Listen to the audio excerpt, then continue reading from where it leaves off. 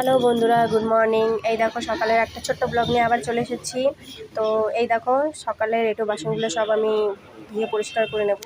তো যেহেতু আমাদের দোকান আছে ওই জন্য একটু বেশি বাসন হয়। তো বাসনগুলো আমি একটু একটু করে ধুয়ে ভাগ ভাগ করে দোকানেরটা দোকানেই রাখবো আর ঘরেরটা ঘরে নিয়ে যাব। তো এইভাবে আমি বাসনগুলো সব পরিষ্কার করে নিচ্ছি সুন্দর করে। তারপরে এই দেখো আমি এগুলো ঘরের বাসন, তো ঘরের বাসন আমি ঘরেই নিয়ে যাচ্ছি আর এগুলো দোকানের বাসন দোকানে রাখলাম।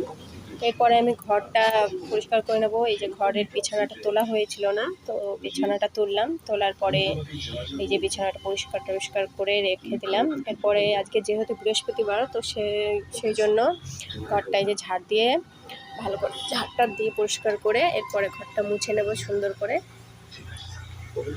মুছে নেওয়ার পরে